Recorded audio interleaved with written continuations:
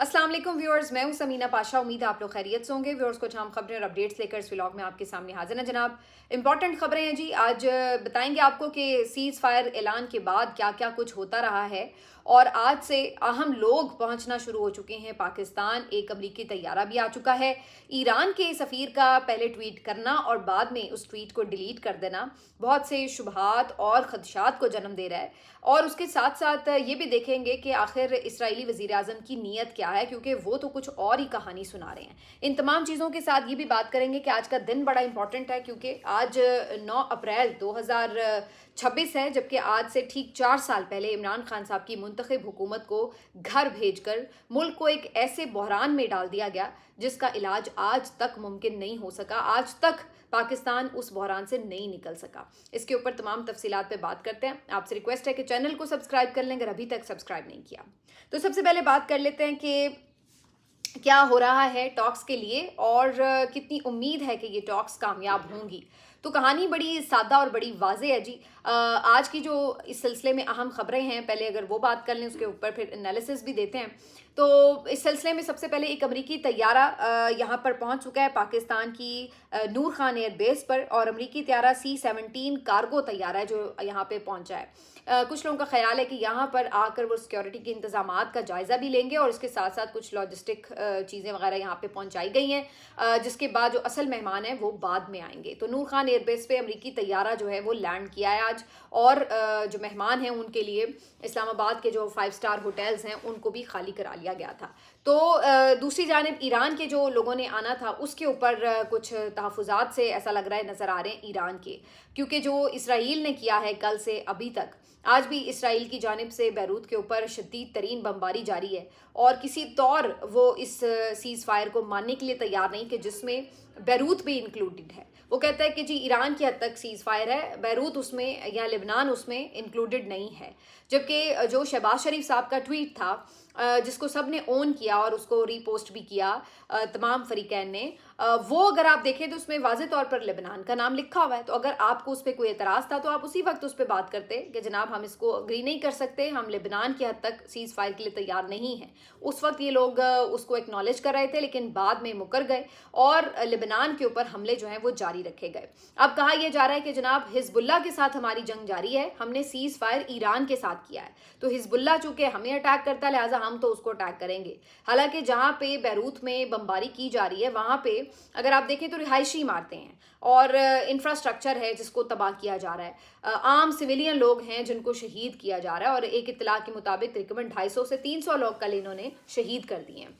तो यहाँ पर कौन सी हिजबुल्लाह मौजूद थी कि जहाँ पर आप आके बमबारी कर रहे हैं? तो ये वाज़े तौर पर नज़र आ रहा है कि ये वॉर क्राइम कमिट कर रहे हैं, लेकिन उसको कवर अप करने के लिए ये कहते हैं कि हम हिजबुल्लाह के खिलाफ लड़ाई लड़े हैं। और तीसरी बात ये कि लेबनान का जब इशू बीच में डाल दिया गया था सीज़ फायर में, तो उसको अब ये मानने से इनकारी हैं। अगरचे कल जेडी वेंस ने ये बात की कि जनाब इसराइल को हम कहेंगे कि लेबनान के ऊपर भी कार्रवाइयाँ जो हैं उनको थोड़ा सा कंट्रोल करें, लेकिन वाज़े तौर पर अमेरिका ने भी यही बात की कि जी लेबनान उसमें शामिल नहीं है। अब ये बहुत एक जिसको कहते हैं कि धोखा ही मैं तो इसको कहूँगी। उसकी वजह यह है कि शहबाज शरीफ साहब का वो ट्वीट जिसके ऊपर बहुत ज़्यादा बात मुल्क में भी हुई, बैरून मुल्क भी हुई, और बड़ा उसको कंट्रोवर्शियल ट्वीट बना दिया गया और कुछ वो बन भी गया। तो वो तमाम जो चीज़ थी उसके ऊपर बुनियादी तौर पर कंट्रोवर्सी क्यों क्रिएट हुई थी? उस पर कंट्रोवर्सी इसलिए क्रिएट हुई थी कि ये कहा गया था कि जी शहबाज शरीफ साहब ने ये ट्वीट खुद नहीं तहरीर किया।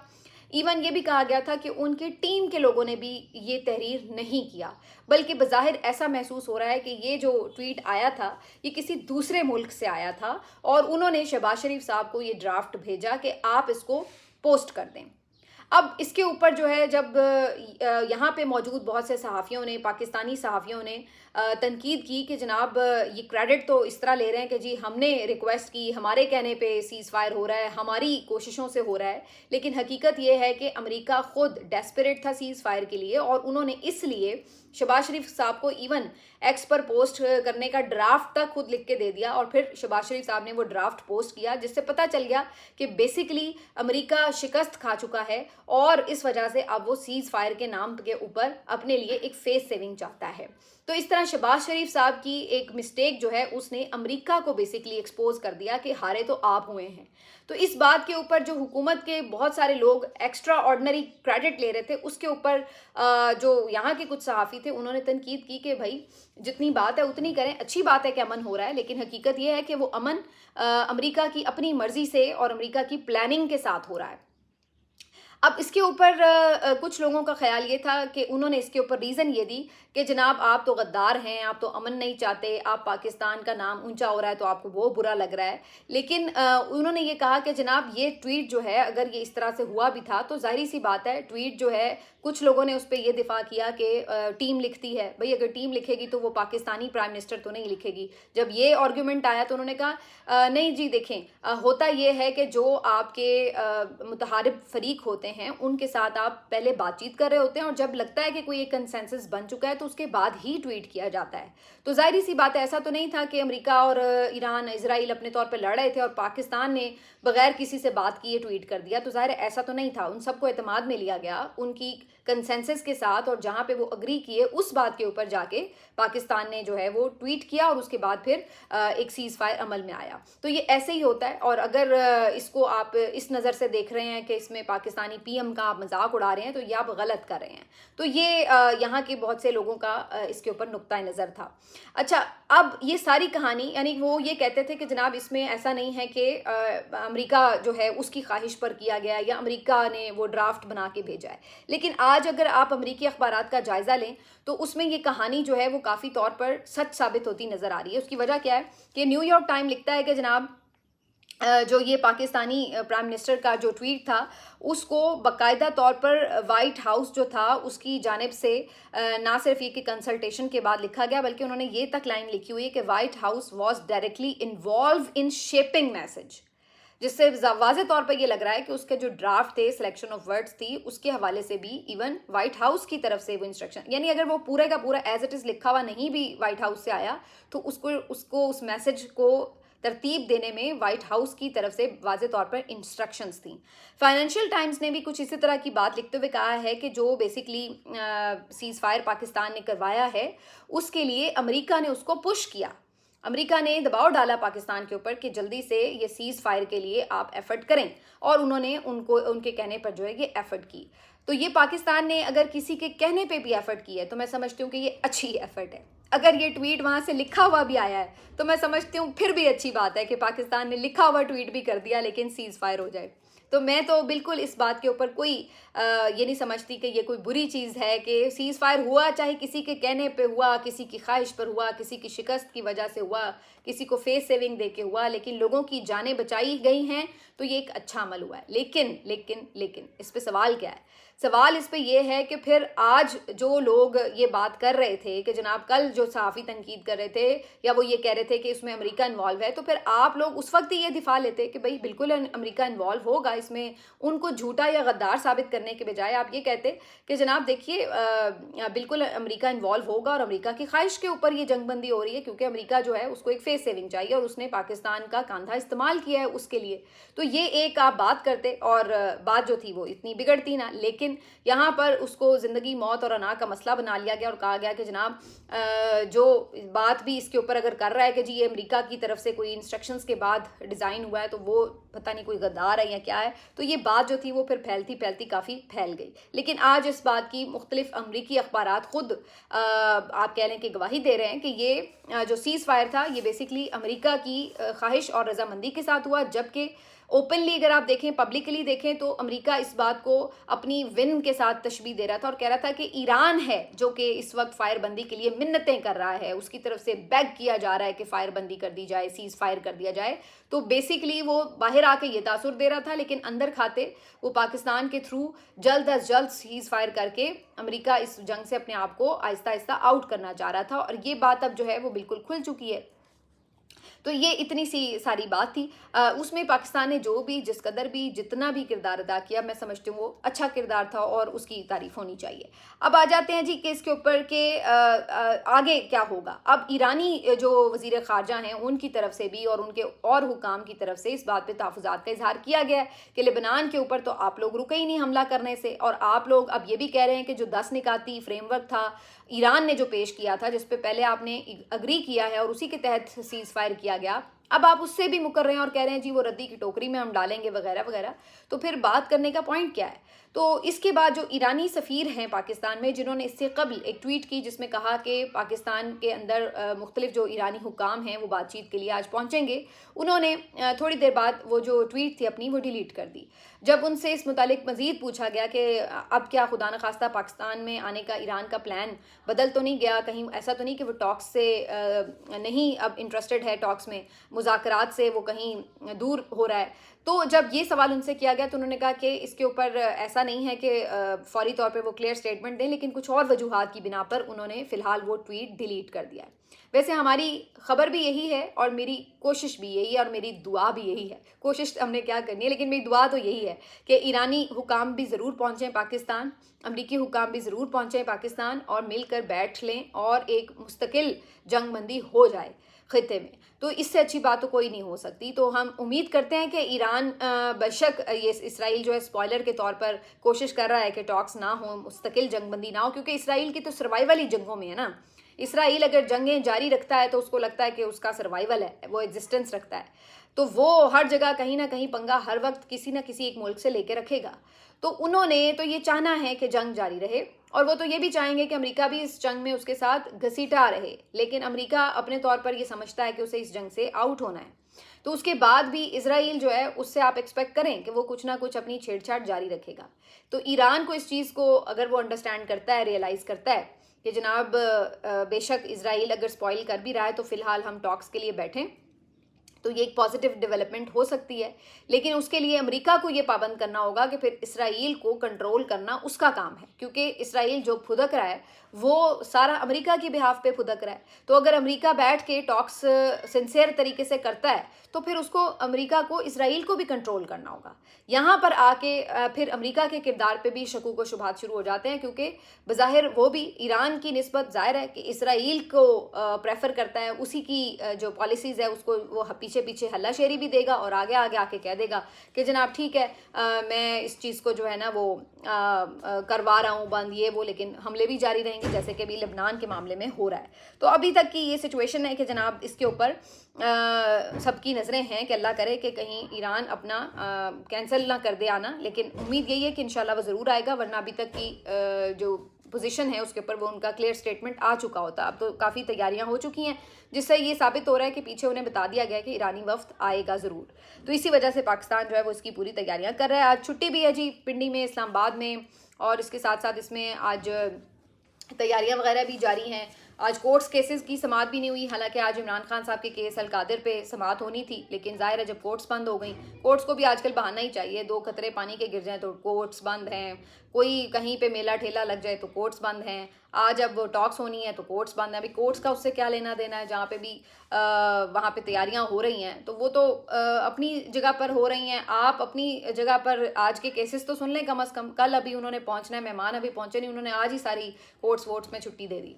तो बहरहाल अब कोर्ट्स तो सिर्फ छुट्टी करने के लिए ही मौजूद हैं ऐसा लगता है। आज इमरान खान साहब के केसेस की समाअत भी नहीं हुई, लेकिन जो जलसा आज मुलतवी किया गया उसके ऊपर काफ़ी डिस्कशन हुई है।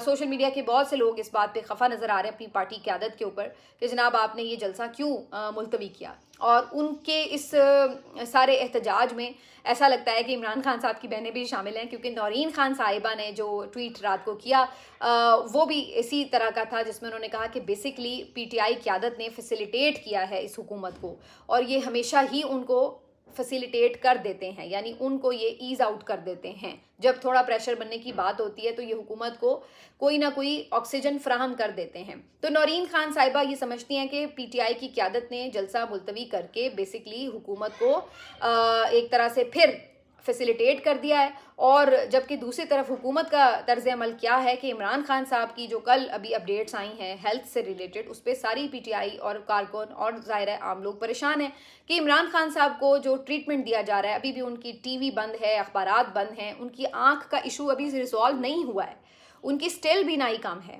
اور وہ بالکل بھی ابھی اپنی آنکھ کو لے کر کے کمفرٹیبل نہیں ہیں، لیکن اس کے باوجود بھی ان کو ہاسپٹل شفٹ نہیں کیا جا رہا ہے۔ بلکہ آپ کو یاد ہوگا کہ اسلام آباد ہائی کورٹ نے ایک بورڈ بنایا تھا میڈیکل، اور کہا تھا کہ جی اس کی جو ریکمنڈیشنز ہوں گی اس کے مطابق فیصلہ کیا جائے گا کہ انہیں اسپتال منتقل کرنا ہے یا نہیں۔ آج اس بات کو بھی 1 مہینہ ہو چلا ہے، تو کدھر ہے وہ بورڈ؟ ایک دفعہ وہ بورڈ صرف گیا ہے اور عمران خان صاحب کا ایک چیک اپ کر کے آ گیا تھا، عید سے چند دن پہلے کی بات ہے، اور اس کے بعد سے آنورڈز ابھی تک اس بورڈ نے کوئی اپنی ریکمنڈیشن نہیں دی کہ بھائی عمران خان صاحب کو ہاسپٹل شفٹ کرنا چاہیے یا نہیں کرنا چاہیے، اور ان کی کنڈیشن کیسی ہے، ان کے کون سے ٹیسٹ ہوئے ہیں، ان ٹیسٹ کی کیا رپورٹ آئی ہیں، کوئی چیز انہوں نے شیئر نہیں کی، نہ پارٹی کے ساتھ، نہ میڈیا کے ساتھ، نہ ہی ان کی فیملی کے ساتھ۔ تو وہ بورڈ بھی ایک آیا اور آ کے اپنی ایک فارمیلٹی پوری کیا کہ جی چیک اپ ہو گیا اور اس کے بعد چلتا بنا۔ اس کے بعد ایون یہ خبر بھی آئی تھی کہ بشرا بی بی صاحبہ کی آنکھ کا بھی ایشو ہے، لیکن اس سے متعلق بھی فردر اپڈیٹس نہیں آئیں کہ ان کی آنکھ کا کیا ایشو تھا، اب ٹھیک ہے یا نہیں ہے، یا ان کو کیا ٹریٹ کیا گیا ہے۔ تو جب آپ ایک طرف اس طرح کی حکومت ٹریٹمنٹ کر رہی ہے سیاسی مخالفین کے ساتھ، تو دوسری طرف اگر ان کی پارٹی جو ہے وہ گڈ ول جیسچر دیتی ہے تو پھر ان کی پارٹی کے اوپر بھی پریشر آ جاتا ہے کہ جناب آپ کو زیادہ گڈ ول جیسچر کی پڑی ہوئی ہے، ادھر جو ہیں وہ دیکھ لیں وہ کس طرح کا ٹریٹمنٹ کر رہے ہیں۔ تو میرا خیال ہے کہ حکومت کو بھی، جہاں اس بات کے لیے پی ٹی آئی کو سب کہتے ہیں کہ جی آپ گڈ ول جیسچر دیں اور اہم موقعوں کے اوپر احتجاج نہ کیا کریں، تو یہ تو عمران خان صاحب نے بھی اگر انہیں میسج بھجوایا ہے، انہوں نے جلسہ ملتوی کیا، اچھا کیا، لیکن اس کے بدلے میں حکومت کو بھی تو چاہیے تو کوئی گڈ ول جیسچر وہ بھی دکھائیں، وہ بھی عمران خان صاحب کی ملاقاتیں بحال کریں، وہ بھی کوئی عمران خان صاحب کو ہاسپٹل شفٹ کروا کے ان کے علاج معالجے کا بندوبست کرائیں، تاکہ کچھ تو لگے کہ جناب اگر آپ ایک قدم پیچھے ہٹتے ہیں تو بھائی ایک قدم پیچھے گورنمنٹ بھی ہٹ رہی ہے، یہ ایک قدم پیچھے ہٹتے ہیں تو گورنمنٹ ایک قدم پیچھے نہیں 2 قدم اور آگے بڑھ جاتی ہے ان کو مزید دیوار سے لگانے کے لیے۔ تو جب یہ طرز عمل ہوگا تو پھر معاملات تو کسی طرف نکل نہیں سکتے۔ اب یہی وجہ ہے کہ آج اگرچہ عمران خان صاحب کی حکومت کو گرے ہوئے 4 سال ہو چکے ہیں، آج سے ٹھیک 4 سال پہلے عمران خان صاحب کی حکومت گرائی گئی تھی، لیکن ابھی تک بھی عمران خان صاحب کی حکومت گرنے کے بعد ابھی تک بھی آپ سے کوئی بحران سنبھل نہیں سکا ہے، آپ سے چیزیں کنٹرول نہیں ہوئی ہیں، نہ آپ پولیٹیکلی چیزوں کو صحیح سے ہینڈل کر سکے، بلکہ آپ کو پورے کا پورا الیکشن چوری کرنا پڑا، اور میسو لیول پر چوری کرنا پڑا، اور اتنے برے طریقے، بھونڈے طریقے سے چوری کرنا پڑا کہ آپ سب ایکسپوز ہو گئے، آپ کو پوری کی پوری عدلیہ کو ادھیڑنا پڑ گیا کہ عمران خان کو نہیں آنے دینا، عمران خان کے ساتھ معاملات کو حل نہیں آپ نے کیا، تو اس کے لیے آپ کو پوری کی پوری عدلیہ کو ادھیڑنا پڑ گیا، آپ کو پورے کے پورے آئین کی شکل بگاڑنی پڑ گئی، آپ نے چیزیں بہتر کرنے کے بجائے چیزوں کو ریورس کر دیا۔ عمران خان کی حکومت گرانے کے بعد جو آخری پاکستان کی جمہوری حکومت تھی، اس کے بعد 4 سال سے پاکستان کی کوئی جمہوری حکومت نہیں ہے اور منتخب حکومت تھی، اس کے بعد سے ابھی تک کس چیز میں بہتری ہوئی ہے؟ کسی ایک چیز میں آپ کو کوئی بہتری دکھائی نہیں دیتی۔ آپ دہشت گردی دیکھ لیں، امن و امان کی صورتحال دیکھ لیں، آپ معاشی ابتری دیکھ لیں، آپ لوگوں کی جو ایک سیٹسفیکشن کا لیول ہے اس کو آپ دیکھ لیں، سب سے زیادہ اس وقت آپ اندازہ لگا لیں کہ پاکستان میں دہشت گردی کا انڈیکس ہائی ہے۔ اگر آپ اکانومی کی بات کر لیں تو پاکستان میں اس وقت سچویشن یہ ہے 4 سال کے بعد کہ آپ کی عام روزمرہ زندگی کی ہر ضروری اشیاء کی قیمت عمران خان کے دور سے ڈبل ہو چکی ہے، اگر کچھ جگہوں پہ تو ٹرپل ہو چکی ہے کچھ چیزوں میں، اور کچھ چیزوں میں ڈبل ہو چکی ہے، ڈبل۔ اور اس کے ساتھ آپ کے اس وقت تقریباً آدھی آبادی خط غربت سے نیچے جا چکی ہے۔ عمران خان صاحب کے دور میں وہ انڈسٹری جو کہ اپنی فل بوم پہ تھی، 100% پروڈکشن کر رہی تھی، پاور لومز جو فیصل آباد کی انڈسٹری تھی، وہ اس وقت لوگ نکال رہی ہے، لاکھوں کی تعداد میں لوگ بے روزگار ہو رہے ہیں کیونکہ انڈسٹری نہیں چل رہی۔ برآمدات آپ کی پہلے سے کم ہوتی چلی جا رہی ہیں، ایکسپورٹس آپ کی نہیں ہو پا رہی کیونکہ انڈسٹری آپ کی اس وقت دباؤ کا شکار ہے، آپ کے بجلی، گیس، پیٹرول، ہر چیز کے پرائس بڑھ چکے ہیں، کھانے پینے کی اشیاء کے پرائس بڑھ چکے ہیں، اس کے ساتھ ساتھ بجلی کے بلوں نے انسان کا جینا محال کر چکے ہیں اس وقت، جو بجلی کے بل ہیں غریب آدمی کا۔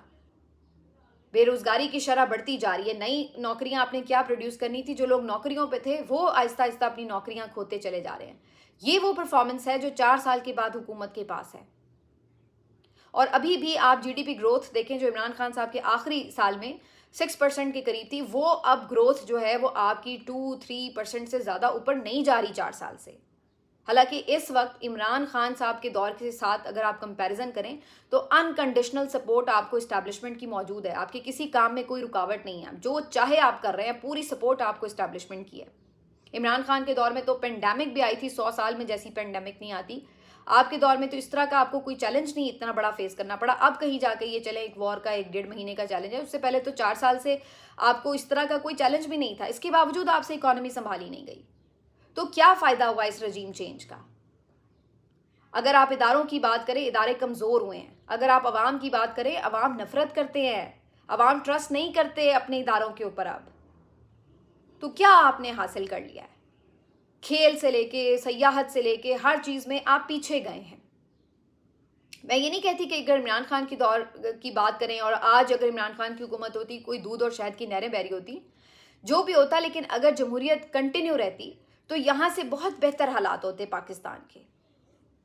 اگر عمران خان کی لوگوں کے اوپر پرفارمنس کے اوپر لوگ بالکل اعتماد نہ کرتے، اگلے الیکشن ہوتے، لوگ خود ہی انہیں ووٹ آؤٹ کر دیتے، کسی کو کوئی اعتراض نہ ہوتا. لیکن آپ نے جو پھر ظلم، جبر اور مستقل فسطائیت، بربریت کا دور نکالا، اس کی ظلم کی داستانیں، اس کے اوپر تو ابھی ہم نے بات ہی نہیں کی. پرفارمنس تو آپ کی یہ رہی ہے، لیکن اس کے بدلے میں آپ نے لوگوں کے ساتھ کیا کیا؟ چادر چار دیواری کا جو تقدس پامال ہوا، جو خواتین کے ساتھ آپ لوگوں نے سلوک ناروا رکھا، جو سیاسی خواتین کے ساتھ دباؤ اور جو ان کے ساتھ ہتھ کنڈے استعمال کیے گئے، وہ سن کے سر شرم سے جھک جاتے ہیں. آپ نے تو سیدھا سیدھا مظاہرین کے اوپر گولیاں مار کر ان کی جانیں لے لیں.